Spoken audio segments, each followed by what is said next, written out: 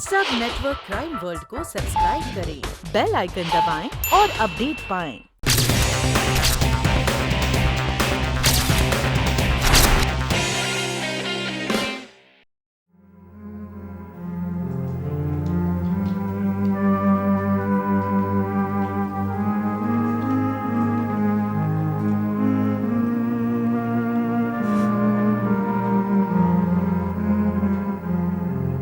देखो मानसी, अगर इस तरह तुम रो रो के अपना हाल बेहाल कर लोगी तो तुम्हारी मां की आत्मा को बहुत दुख पहुंचेगा।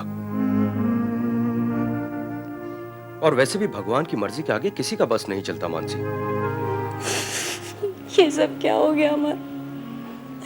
मेरी माँ मुझे छोड़ के चली गई, अब अकेली रह गई अमर। मेरा कोई नहीं है। मानसी मैं हूं ना। अमर, मैं माँ के बिना नहीं रह सकती अमर। देखो मानसी, तुम्हारी मम्मी ने दिन रात मेहनत करके इतना बड़ा बिजनेस एम्पायर तैयार किया है। अगर तुम ही अपना इस तरह हाल बना लोगी तो कैसे काम चलेगा मानसी? बेटा, तुम्हारी माँ ने मरने से पहले मुझे एक खत दिया था तुम्हारे नाम। ये है वो खत।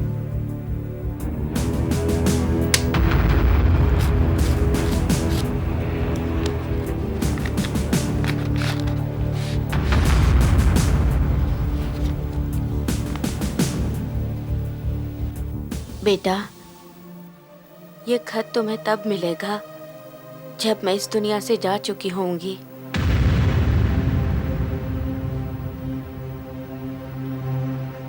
बेटा, तुमको मैं एक सच्चाई बताने जा रही हूँ। मैंने तुमसे कहा था ना कि इस दुनिया में तुम्हारा कोई नहीं। वो झूठ था। सच तो ये है कि मेरा एक बेटा है, तुम्हारा बड़ा भाई।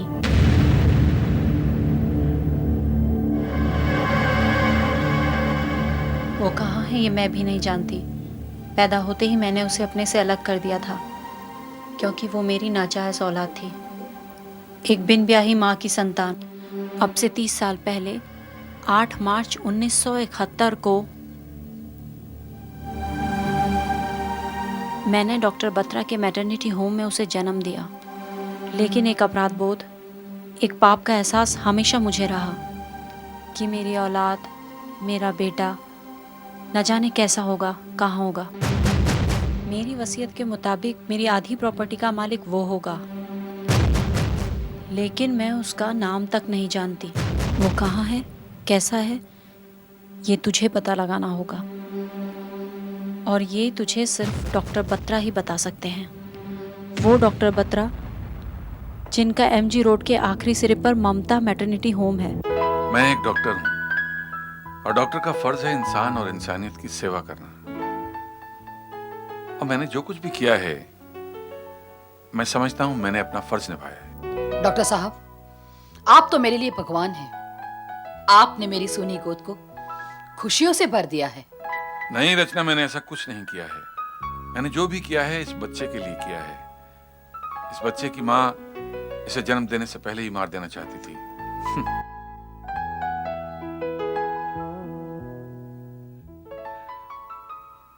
कुदरत के रंग भी कितने अजीब हैं। यह बच्चा अपनी मां के लिए अभिशाप था और आपके लिए वरदान। इस बच्चे ने आपकी झोली खुशियों से भर दी है। डॉक्टर बत्रा, अब हम भी आपसे वादा करते हैं, इस बच्चे को इतना ही प्यार देंगे जितना प्यार दुनिया के हर माँ बाप अपने बच्चे को देते हैं। That's very good. लेकिन आपको एक वादा और करना होगा। आप इस बच्चे को कभी नहीं बताएंगे कि आपकी औलाद नहीं है। और इसके अलावा आप मुझसे कभी नहीं पूछेंगे, कभी जानने की कोशिश नहीं करेंगे कि इसकी मां कौन है। हाँ, हम वादा करते हैं। पर डॉक्टर साहब, इसकी माँ अगर उसको पता चल गया तो? उसे कभी पता ही नहीं चलेगा, क्योंकि मेरे अलावा कोई कुछ नहीं जानता। और मैं जब तक जिंदा हूं कभी किसी को कुछ नहीं बताऊंगा। Thank you doctor Batra, thank you very much. Good luck, bye bye, God bless. क्या सर, मानसी ठाकुर आपसे मिलना चाहती हैं। Oh, please send them in. All right.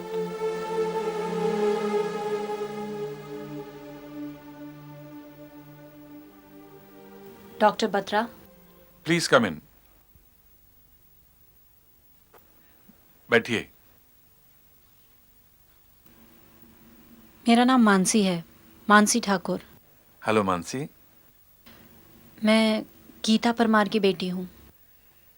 Gita Parmar? जी, वही गीता परमार जिसने आज से 30 साल पहले आपके मैटरनिटी होम में एक बच्चे को जन्म दिया था। वो बच्चा जिसे समाज में नाजायज कहा जाता है, और आज से 30 साल पहले आपने उस बच्चे को एक ऐसे कपल को सौंप दिया था जो उसे माँ की ममता और बाप का नाम दे सके। मैं जानना चाहती हूँ कि वो बच्चा कौन है और कहाँ है। देखो बेटे, मैं नहीं जानता कि तुम किस बच्चे के बारे में बात कर रही हो। अब फिर किसी का बच्चा मैं किसी को क्यों दूंगा? प्लीज डॉक्टर साहब, ऐसा मत कहिए। वो बच्चा मेरा भाई है। मेरी माँ इस दुनिया में नहीं है और उस भाई के अलावा मेरा इस दुनिया में कोई नहीं। और सिर्फ आप ही मुझे बता सकते हैं कि वो बच्चा कहाँ है और कैसा है। सिर्फ आप ही मुझे मेरे भाई से मिला सकते हैं डॉक्टर साहब, प्लीज। देखो बेटे, तुम्हारा भाई तुम्हारी माँ के लिए पहले ही मर चुका था। आज वो किसी और की औलाद है। तुम्हारा उससे कोई रिश्ता नहीं है। खून के रिश्ते इस तरह खत्म नहीं होते डॉक्टर साहब। उस रिश्ते को छुपाने के लिए मानसी की माँ ने आपसे जो वादा किया था वो उन्होंने मरते दम तक निभाया। हाँ, अपने जीते जी उस बच्चे को वो अपना प्यार न दे सके, लेकिन मरने से पहले उसके नाम करोड़ों की प्रॉपर्टी कर गई है। और हम चाहते हैं कि उस बच्चे को उसका हक जरूर मिले। नहीं बेटे, पॉसिबल नहीं। प्लीज डॉक्टर साहब, ये एक माँ की आखिरी ख्वाहिश है, प्लीज। देखो बेटा, मैं ये नहीं जानता कि वो बच्चा इस वक्त कहाँ है, किस हाल में है, लेकिन मैं इतना जरूर जानता हूं कि उसके माँ बाप कभी नहीं चाहेंगे कि उस बच्चे को इस सच्चाई का पता चले, क्योंकि ये सच्चाई एक पल में उसे अपने से पराया बना देगी।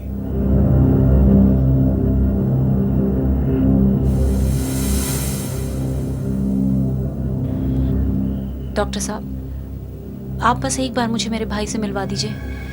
मैं आपसे वादा करती हूँ, मैं उसे सच्चाई पता नहीं चलने दूंगी।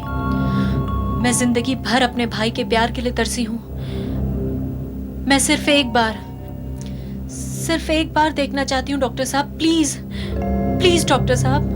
देखो बेटा, मैं तुम्हारी फीलिंग्स, मैं तुम्हारे इमोशंस, तुम्हारे सेंटीमेंट समझता हूं, लेकिन कोई भी फैसला मैं नहीं ले सकता। मैं तुम्हारे भाई का पता करके उसके माँ बाप से बात करूंगा। फैसला वो लोग लेंगे जो भी लेना चाहें। मुझे पूरा यकीन है डॉक्टर साहब, अगर वो लोग सचमुच अपने बच्चे से प्यार करते हैं तो उसे उसकी बहन के प्यार से महरूम नहीं करेंगे। और हाँ, उन्हें एक बात और बताइएगा कि उसे सिर्फ बहन का प्यार ही नहीं मिलने वाला है, उसे करोड़ों की प्रॉपर्टी भी मिलने वाली है, जिससे उसकी जिंदगी संवर जाएगी। बेटा, मैं कोशिश करूंगा, आगे उसकी मर्जी। थैंक यू डॉक्टर साहब।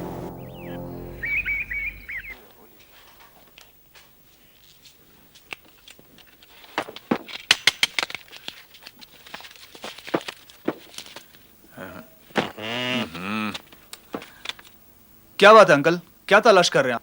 सुशील, अच्छा किया बेटा तुम आ गए। बेटा, मेरी एक डायरी हुआ करती थी, लाल रंग का कवर था उस पर। बड़ी पुरानी डायरी है, पता नहीं कहाँ रख दी है मैंने। ऐसी डायरी मैंने कहीं देखी तो है अंकल। हाँ, याद आया, आपने अपने सूटकेस में रखी है, जहां आप पुरानी किताबें रखा करते हैं। मैं अभी निकाल कर रहा हूं।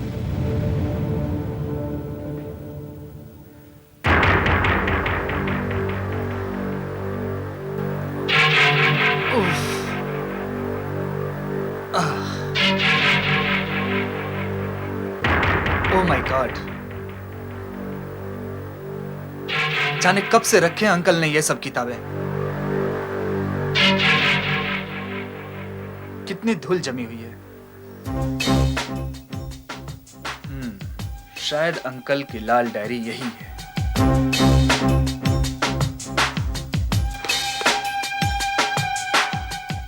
ये रही अंकल। लेकिन अंकल ये तो 25-30 साल पुरानी डायरी है। हाँ, यही तो ढूंढ रहा था मैं। बेटा बहुत पुरानी है, मेरी याददाश्त भी कमजोर होती जा रही है। लेकिन अंकल ऐसी क्या खास बात है इसमें कि आप इतने परेशान हो गए?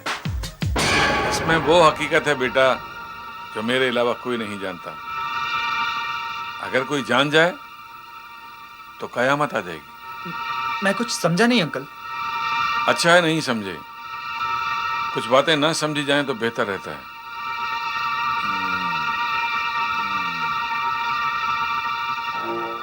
8 मार्च 1971 गीता परमार ने एक मृत बच्चे को जन्म दिया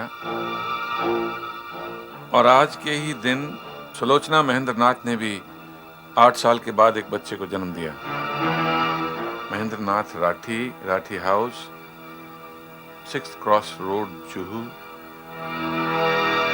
6th क्रॉस रोड। अर्जुन साहब, अब मैं वो पहले वाला महेंद्र नाथ नहीं हूँ जो सिनेमा के बाहर कैंटीन चलाया करता था। अब मैं इस शहर का शेरिफ हूँ और हमारे बेटे की शादी वैसे ही होगी जैसे एक शेरिफ के बेटे की होनी चाहिए। राठी साहब, आप तो जानते हैं कि पैसों की हमारे पास कोई कमी नहीं और मेरी शिपिंग कॉर्पोरेशन की भी इकलौती मालकिन मेरी बेटी ही है।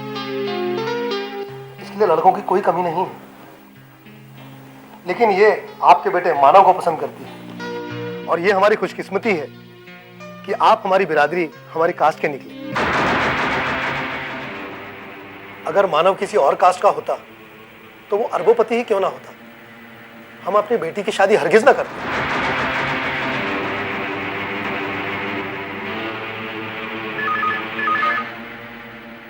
Excuse me.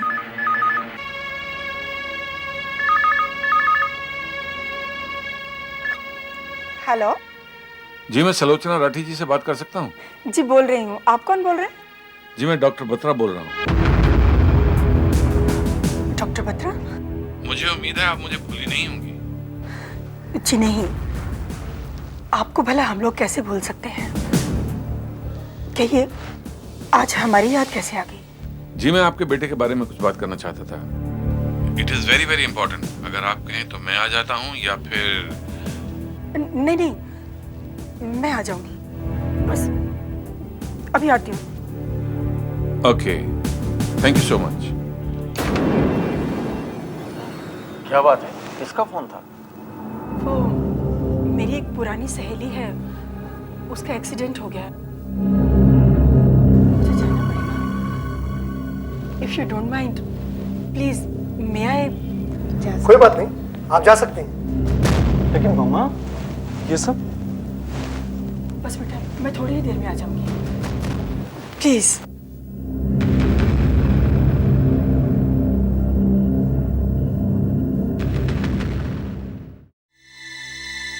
मैं जानता हूँ मिसेस राठी, ये बहुत मुश्किल है, लेकिन फैसला तो आप ही को लेना होगा। हमें कुछ नहीं चाहिए डॉक्टर साहब। करोड़ों की जायदाद उस लड़की को मुबारक हो। हमने अपने बेटे को सब कुछ दिया है, सब कुछ। आपके बेटे के पास सब कुछ है, मैं मानता हूं, लेकिन आज भी वो एक चीज से महरूम है और वो है एक बहन का प्यार। लेकिन डॉक्टर साहब, ये कैसे हो सकता है? हमने मानव को इतना प्यार दिया है, हमने उसे कभी ये महसूस ही नहीं होने दिया कि वो हमारा बेटा नहीं है। जब उसे ये सब पता चलेगा तो उस पर क्या बीतेगी? मिसेस राठी, मैं आपकी परेशानी समझ सकता हूं, लेकिन मैं उस बच्ची के दर्द को भी महसूस करता हूं। जैसे बरसों के बाद ये पता चला है कि उसका एक भाई भी है। वो अपने भाई से मिलने को कितना तड़प रही होगी। आप समझ सकती हैं ना? अच्छा मिसेस राठी, कोई ऐसा तरीका नहीं हो सकता जिससे एक बहन अपने भाई को मिल ले और आपकी औलाद भी आपके पास रहे? ये नामुमकिन है, ये नहीं हो सकता। मिसेस राठी, आप जल्दबाजी मत कीजिए, बड़े आराम से, ठंडे दिमाग से, इत्मीनान से सोचिए और फिर मुझे इत्तला कीजिए। मेरा आपसे वादा था और आज भी वादा है कि मेरे जीते जी वो सच्चाई जो मेरे दिल में है मेरी जुबान पे कभी नहीं आएगी। अब फैसला आपको करना है।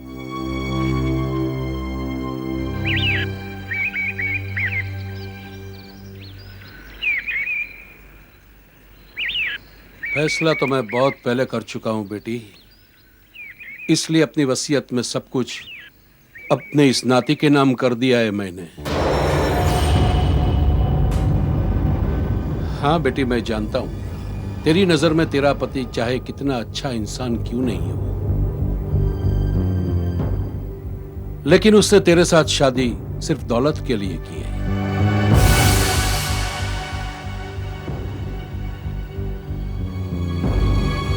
इसलिए मैंने तुझे या तेरे पति को वारिस नहीं बनाया, अपने इस नाती को वारिस बनाया।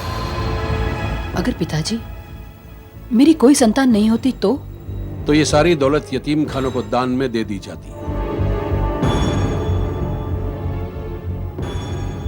लेकिन मैं जानता था बेटी, इस बूढ़े की ख्वाहिश जरूर पूरी होगी। तुझे नहीं मालूम बेटी, इस मासूम के चेहरे को देखकर मुझे लगता है मुझे दूसरी जिंदगी मिल गई। ये सब तो डॉक्टर बत्रा की मेहरबानी है पिताजी। हाँ पिताजी, शायद नहीं तो मेरी गोद कभी भी हरी नहीं होती। भगवान उन्हें लंबी उम्र दे।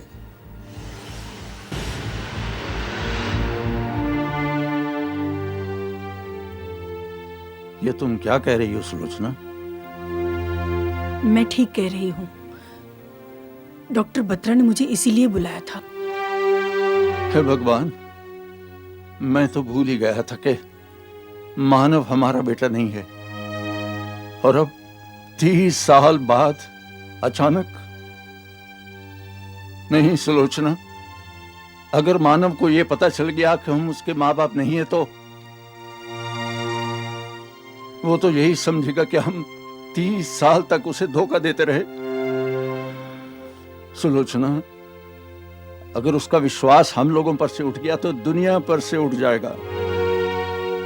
जानती हो, इसीलिए मैंने डॉक्टर बत्रा को साफ मना कर दिया कि हम उस लड़की की भावनाओं में आकर अपने बेटे की जिंदगी बर्बाद नहीं करेंगे, हरगिज नहीं। जरा सोचो सुलोचना, अगर अर्जुन देव को यह पता चल गया कि मानव हमारा बेटा नहीं है बल्कि किसी ऐसी बिन ब्याही मां की औलाद है जो उसे पैदा करके छोड़ के चली गई थी, तो वो तो खड़े खड़े अपनी बेटी का रिश्ता तोड़ देगा और मानव ये किसी तरह भी बर्दाश्त नहीं कर पाएगा। सही कह रहे हैं आप। बात को फैलते हुए देर नहीं लगती, इसलिए डर लगता है कि कहीं ये बात खुल गई तो। इसीलिए मैं तो भगवान से यही प्रार्थना करती हूँ कि डॉक्टर बत्रा उस लड़की को जो मानव को अपना भाई बताती है, उस लड़की को कुछ ना बताएं। नहीं, यह नहीं हो सकता, नहीं हो सकता।